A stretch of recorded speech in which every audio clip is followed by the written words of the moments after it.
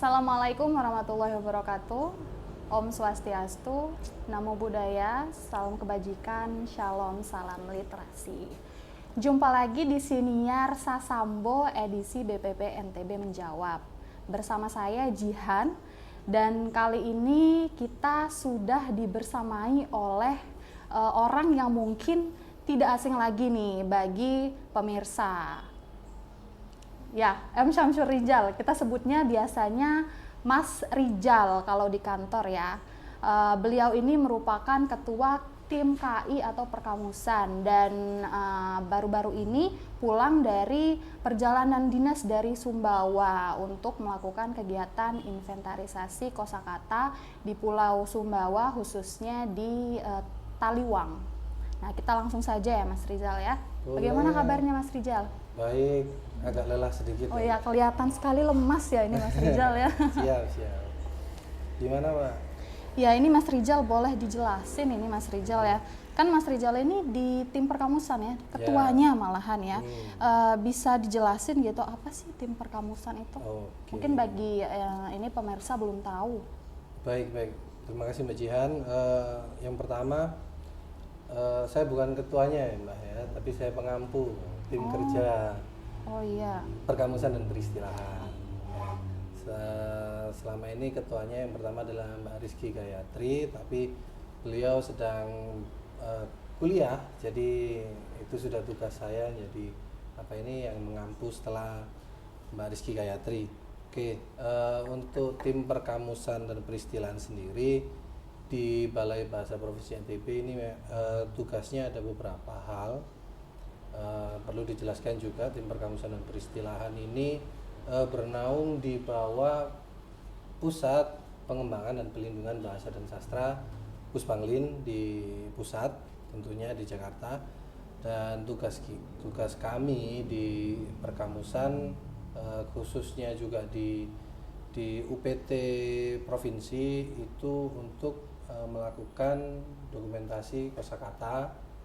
Ya, jadi itu termasuk di inventarisasi kosakatanya, kemudian juga melakukan pengembangan kamus. Dua pekerjaan yang utama yang untuk di tim perkamusan dan peristilahan. Tugas-tugasnya ini ya lumayan banyak ya. Iya. Tadi buat kamus, terus apa lagi Mas? Kemudian yang akhir-akhir ini sedang dilakukan. Kalau untuk setiap tahunnya yang pasti akan dilakukan itu yaitu rangkaian kodifikasi bahasa ya, pengayaan kosakata yang bentuknya itu inventarisasi kosakata. Kemudian karena ada beberapa tahapan, ada 3 tahapan. Yang pertama yaitu inventarisasi kosakata, yaitu tujuannya untuk mengumpulkan kosakata bahasa daerah yang ada di Nusa Tenggara Barat. Kemudian dilakukan juga lokakarya kosakata bahasa daerah. Di lokakarya ini dimaksudkan untuk memverifikasi kosakata yang sudah dikumpulkan waktu inventarisasi. Kemudian setelah itu kita melakukan sidang komisi bahasa daerah, itu nanti dibersamai dengan tim Puspanglin untuk memvalidasi kembali kosakata yang sudah dikumpulkan itu. Jadi tujuan terakhirnya kosakata bahasa daerah itu akan diserap ke bahasa Indonesia, menjadi bahasa Indonesia dan dimasukkan ke Kamus Besar Bahasa Indonesia. Itu tujuan pertama. Kemudian pekerjaan lainnya yang juga menjadi tujuan yaitu pengembangan kamus tentunya. Jadi di Balai Bahasa Provinsi NTB sendiri, tim perkamusan dan peristilahan melakukan pengembangan kamus. Kita data kosakata yang sudah kita kumpulkan, diterima atau tidak oleh di KBBI, itu nantinya akan masuk juga ke Kamus Bahasa Daerah terbitan Balai Bahasa Provinsi NTB. Ada Kamus Bahasa Sasak, Kamus Bahasa Samawa, dan Kamus Bahasa Ambuju. Itu yang tiap tahun kita kerjakan. Oh iya, yang kalau akhir-akhir ini kemarin katanya ke Taliwang itu apa indikatornya, kenapa bisa Taliwang yang dipilih, kenapa Sumbawa? Baik, di tahun-tahun sebelumnya kita biasanya turun ke lapangan waktu inventarisasi kosakata itu langsung ke 3 lokus, di Sasak 1, di Samawa 1, kemudian di Bima atau Dompu 1. Jadi setiap tahun kita bisa sampai mengumpulkan sekitar 1.000 kosakata bahasa daerah untuk nanti dilokakaryakan. Tapi tahun ini kita fokuskan ke Sumbawa Barat karena dari tahun-tahun kemarin itu kita hampir belum pernah ke Sumbawa Barat lagi. Karena tahun yang kemarin itu kita sudah ada di 3 lokus di Lombok Tengah, Lombok Timur, dan Lombok Barat. Jadi tahun ini kita fokuskan ke Sumbawa Barat, ataupun ya, lebih fokus lagi di Kecamatan Taliwang karena di sana juga banyak yang kosakata yang belum kita ambil. Dari itu pun masih belum menyeluruh kita ambil, masih di sekitaran Taliwang. Nanti juga rencananya kita juga akan ke Maluk dan lain sebagainya. Oh, itu tahun kapan? Ini. Untuk inventarisasi kosakata. Untuk tahun ini atau besok? Tahun depan. Tahun depannya. Oh, kalau yang sebelum-sebelumnya itu apa saja sih yang pernah dilakukan dari tim perkamusan ini? Sebelum-sebelumnya nih. Iya.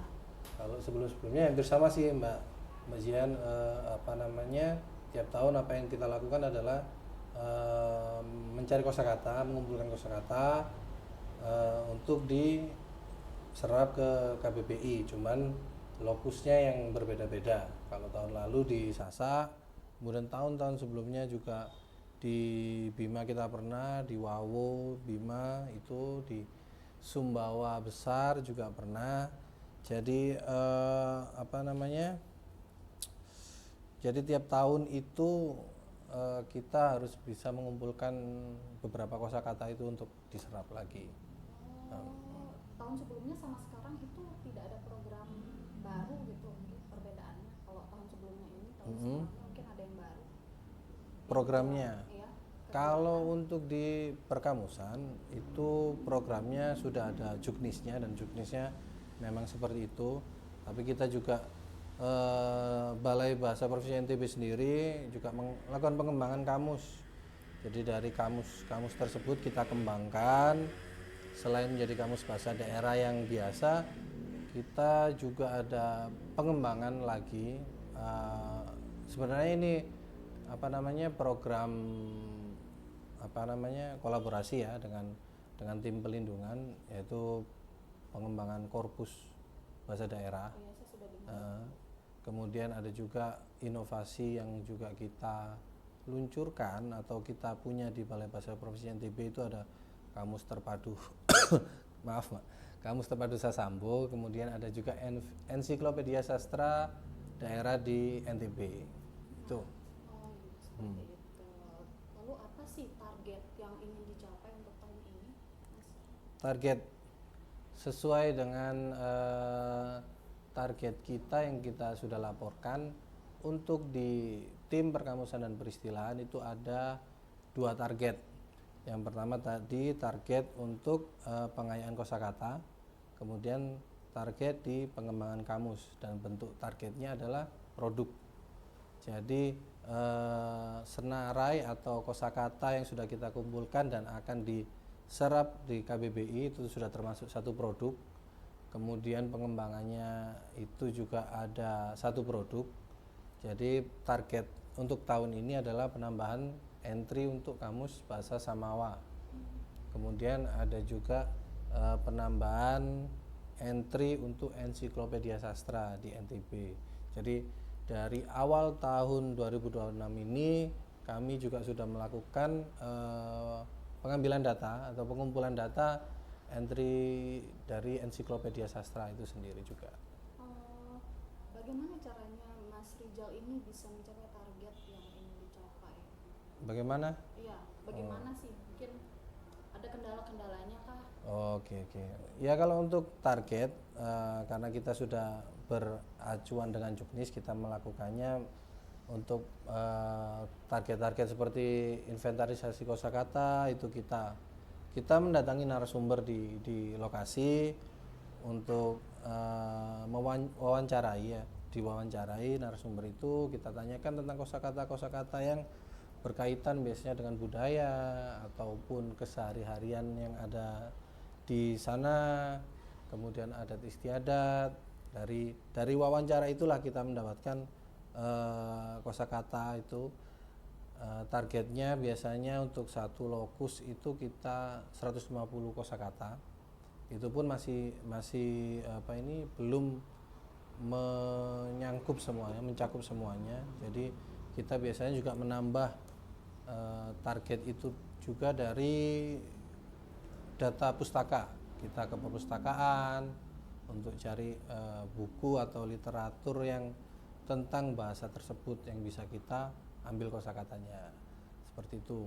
Kemudian untuk yang ensiklopedia sastra, kita juga mengunjungi narasumber di lokus. Seperti tahun ini kita ke Lombok Utara. Di sana ada beberapa sastrawan yang kita wawancarai yang mengenal sastra yang berkembang di Lombok Utara.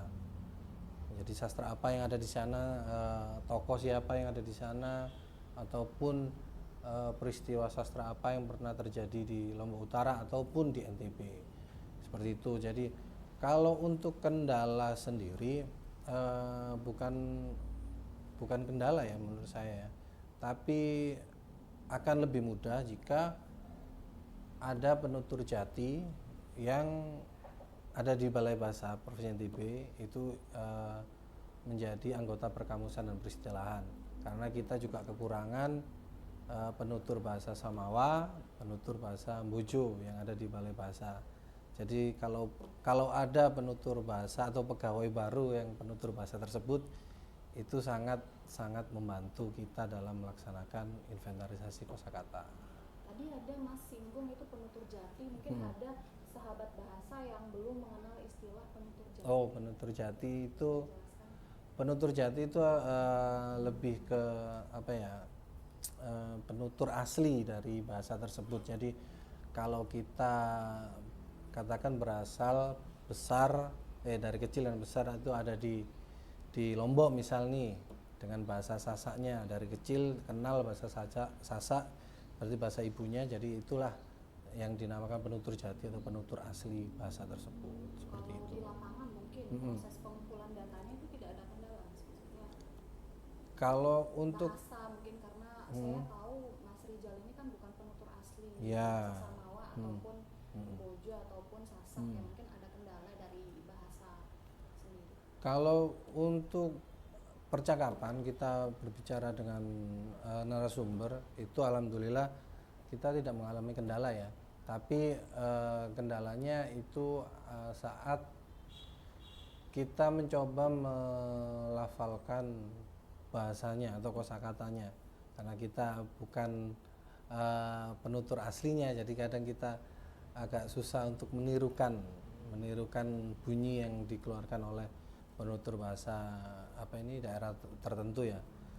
Termasuk juga bahasa Mbojo, karena bahasa Mbojo ada beberapa konsonan yang susah untuk diduplikasi oleh orang di luar suku tersebut. Jadi itu yang menjadi kendala. Nah, dengan adanya penutur asli atau penutur jati dari bahasa Mbojo, kalaupun itu menjadi pegawai Balai Bahasa Provinsi NTB, itu bisa jadi kemudahan tersendiri. Tapi kendala-kendala tersebut itu juga sudah kita antisipasi, karena kita juga punya mitra-mitra dari berbagai profesi yang juga berasal dari suku Mbojo, suku Samawa, yang bisa kita mintai tolong seperti itu. Seperti penerjemahnya ya. Ya, semacam itulah, atau lebih bukan penerjemahnya ya, ya bisa dibilang penerjemah, tapi dia yang akan lebih tahu definisi kosakatanya seperti apa daripada kita. Jadi pada saat di lapangan itu berbahasa Indonesia dulu. Berbahasa Indonesia. Jadi kita minta narasumber itu menjelaskan definisinya secara bahasa Indonesia. Nanti kita akan menyusun ulang definisi yang sudah diberikan oleh narasumber. Oh, mungkin seperti ini ya artinya. Apa benar Pak? Apa benar Bu? Definisinya seperti ini. Oh iya Mas, ini sudah cocok definisinya, atau kurang kurang apa ini kurang kena definisinya, bisa seperti itu.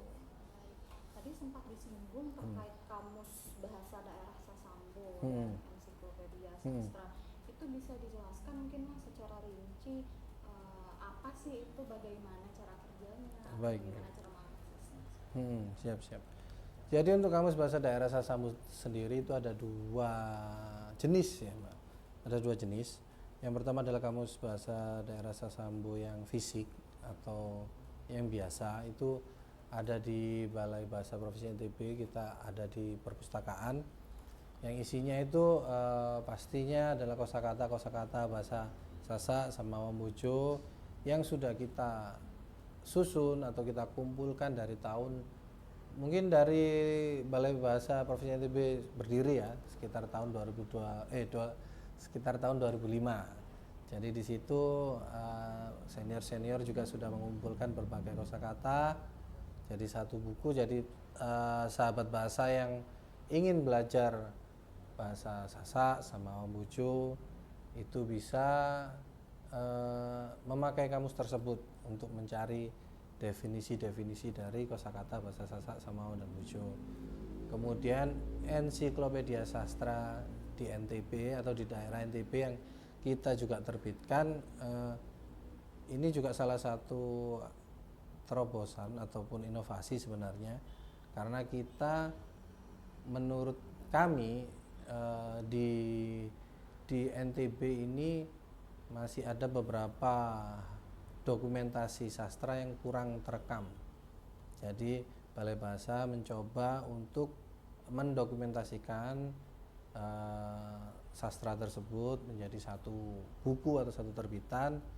Jadi teman-teman sahabat bahasa yang dari luar NTB bisa kenal sastra yang ada di NTB itu sendiri, seperti tokoh-tokohnya siapa yang ada di NTB, kemudian karya-karyanya seperti apa, sastra tradisionalnya seperti apa, sastra lisannya seperti apa, semua jadi satu di situ.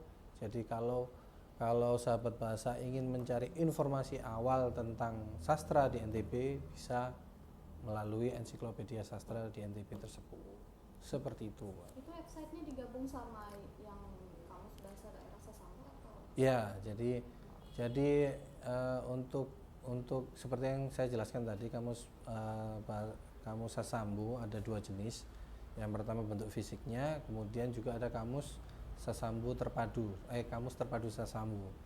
Jadi kamus terpadu Sasambo ini ada beberapa fitur tambahan, yaitu kamus yang juga dilengkapi oleh bahasa isyarat, kamus Sasambo yang juga dilengkapi oleh gambar untuk anak kecil, kemudian kamus yang aksaranya berupa aksara braille untuk teman-teman disabilitas yang tidak bisa melihat, seperti itu.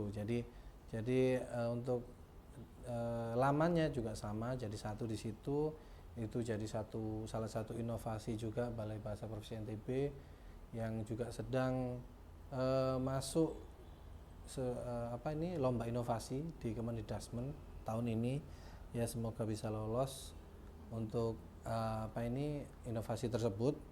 Kemudian ensiklopedia sastra sendiri juga rencananya akan dimasukkan ke sana sebagai salah satu bagian. Jadi yaitu tadi sahabat bahasa ataupun teman-teman yang ingin mengakses informasi awal tentang tokoh sastra, peristiwa sastra, karya sastra yang ada di NTB bisa melalui kamus terpadu Sasambo itu. Saya sedikit tertarik dengan ini yang tadi ensiklopedia sastra. Itu sudah berapa entry yang terkumpul? Kalau sampai sekarang, sampai tahun ini, tahun 2026 dan terakhir kemarin penyusunan, itu ada sekitar 315 entry. 315 entry. Ya. Ternyata sebanyak itu ya Mas sastra dari Sebanyak itu sih, Pak. Nah, sebanyak itu. Dari Lombok, NTB.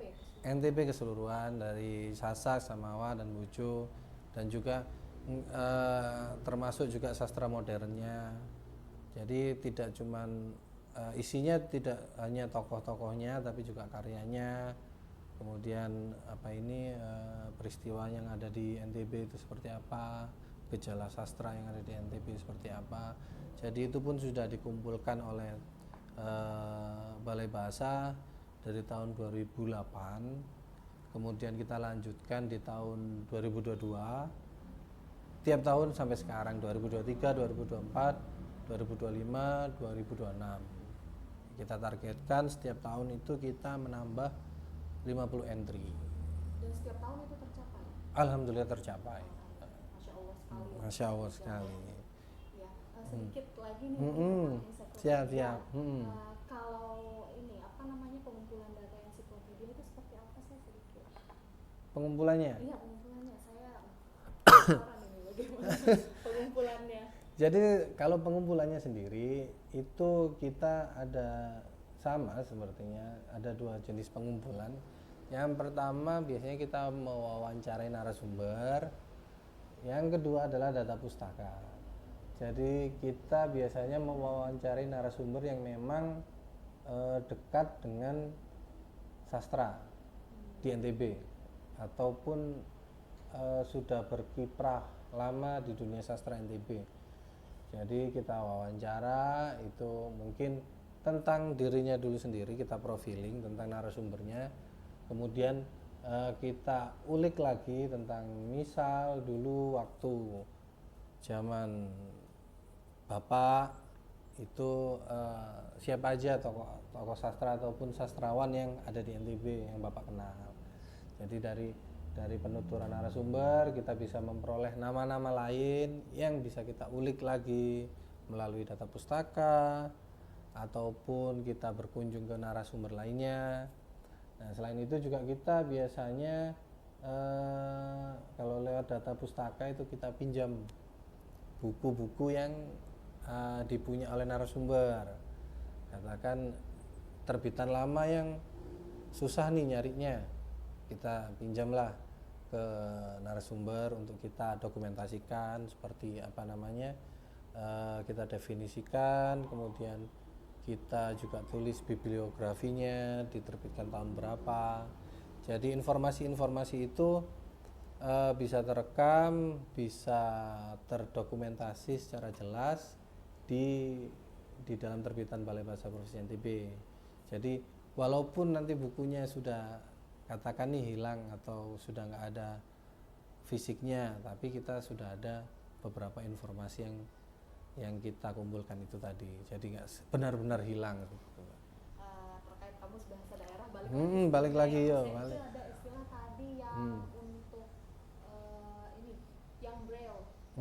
Sedikit lupa. Itu bagaimana cara mengaksesnya untuk mungkin sahabat bahasa yang kalau kamus terpadu Sasambo ini memang kan masih banyak apa namanya pengembangan lagi ke depannya, salah satunya dengan aksara braille itu tadi. Sementara ini untuk mengakses kamus bahasa braille itu aksara braille itu kamusnya masih ada di perpustakaan Balai Bahasa Provinsi NTB karena tidak mungkin kamus braille itu ada di mana ini internet ya.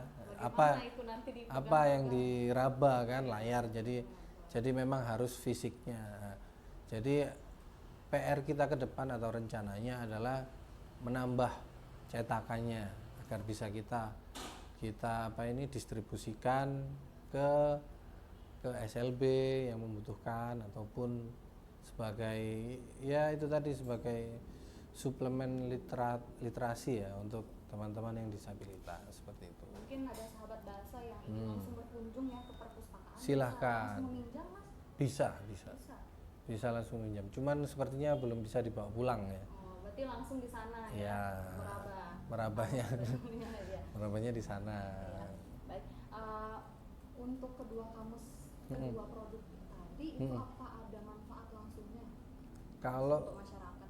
Kalau manfaat langsung kita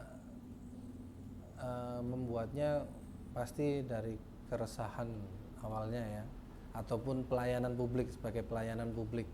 Jadi Kamus Terpadu Sasambo sendiri itu diterbitkan ataupun dibuat itu memang untuk memberikan pelayanan lebih maksimal ke masyarakat umum, termasuk juga teman-teman yang disabilitas agar bisa mendapat apa ya, literasi itu tadi ya, tambahan literasi tentang kamus, tentang bahasa daerahnya. Jadi untuk dampak langsungnya kami merasa itu juga ada, pasti ada. Kemudian juga ensiklopedia sastra itu kita terbitkan sebagai informasi awal yang bisa digali untuk sahabat bahasa yang juga suka dengan sastra. Jadi dampaknya juga ada. Kemudian selain itu ada juga program terbaru sebenarnya Mbak Jihan dari Puspanglin, yaitu Kamus Masuk Sekolah. Jadi Kamus Masuk Sekolah ini kita akan menyosialisasikan kamus yang kita punya ke teman-teman yang ada di sekolah, siswa, guru, dan ini juga menjadi dampak langsung kamus ya. Kamus untuk bisa digunakan di sekolah. Kita mengenalkan kamus lagi. Jadi kita kenalkan kamus mulai dari fisiknya dulu sebelum kita ke kamus digital. Karena kalau di kamus fisik cara mencarinya kan lebih berbeda dengan kamus digital ya. Kalau kita kamus digital kan kita tinggal ketik kata apa yang kita minta pasti muncul. Sementara kalau memakai kamus fisik kita harus mencari dari direktorinya A, B, C, D, F, G sampai apa kata yang kita mau muncul gitu ya. Jadi itu memang salah satu program terbaru dari Puspanglin juga. Nanti mungkin pertengahan tahun ke belakang sampai Desember mungkin nanti ada rencananya ada kegiatan seperti itu sebagai dampak langsung dari kamus itu sendiri. Itu sudah berjalan ya, Mas ya. Oh iya. Sudah direncanakan oleh Puspanglin.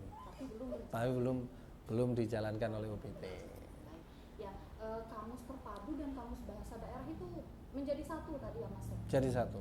Dan itu masyarakat tidak bingung mengaksesnya seperti apa.